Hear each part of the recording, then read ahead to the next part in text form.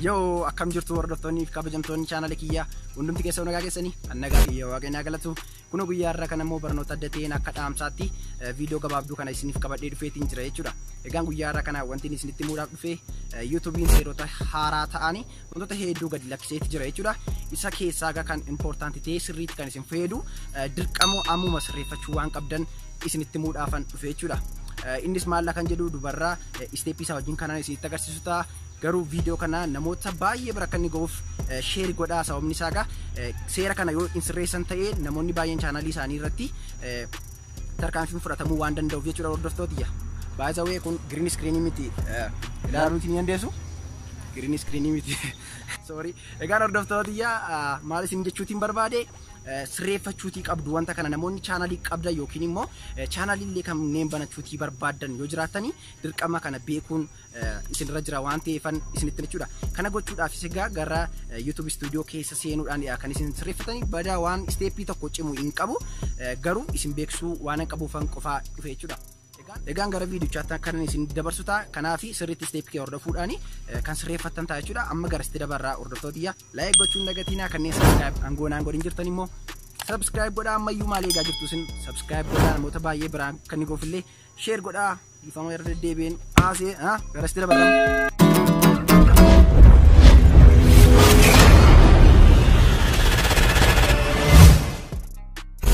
Egaan daawwattoota jalqabaa gara bilbila keessanii yookiin immoo gara kompiitara keessanii dhuftaniitu saniin booda googilii keessan irranii seentu jechuudha. Gara kroomii keessanii ergi dhuftanii wanti isin gochuutii qabdanii gara profaayila keessanii dhufuutii qabdu jechuudha. YouTube chaanalii keessan kan ittiin bantanii profaayila keessan loogiin kan ittiin gootan sanarra erga dhuftanii booda gubbaa kanarraa mallattoo loogoo keessanii irraa ni cuqaastu jechuudha.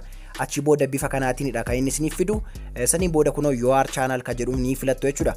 Your channel ka jedhu kana innaas hin filattanii akka kanatti YouTube channel keessan kan isiniif baasu ta'a jechuudha. Achi booda kunootti iddoo kanarraa YouTube studio kan jedhu ni jira waan ta'eef isa kana ni filattu jechuudha. Isa kana akka filattaniin gara inni isin dabarsu kunootti garanadha jechuudha. Xiqqoo ishee ni obsitu saniin booda akka kanatti isiniif baasa jechuudha. Innaan haala kanaatiin isiniif baaseeti jedhu by the way kun kan inni hojjetu YouTube studio irratti jechuudha kan inni isinitti agarsiisaa jiru. Kanaaf YouTube studio dirqama irra seenuuti qabdu.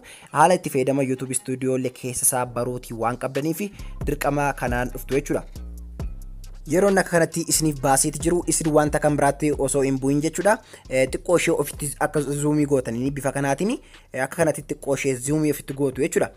Zoomii jechuun ofitti dhiyeessitu haala kanaatiin achi booda jala kanarraa mallattoo siitingii ni argattu jechuudha.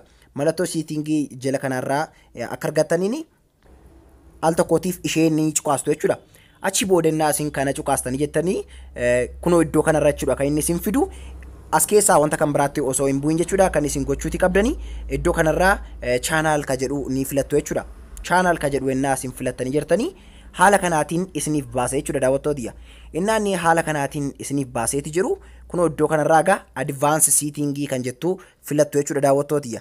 Advance setting kan jedhu kana keessa al tokkootiif ammallee ni seentu jechuudha kunootti advance setting isa kana jechuudha. Kunoo kanarraa akka seentanidha kan isin argattanii daawwattootiyya. Kunoo as keessaatii wanta sirreessuuti qabdanii wantoota sadiitu jira jechuudha addanarra. Egaa wantoota sadan kana keessaa isin akka fedha mataa keessanitti filachuutii ni dandeessu.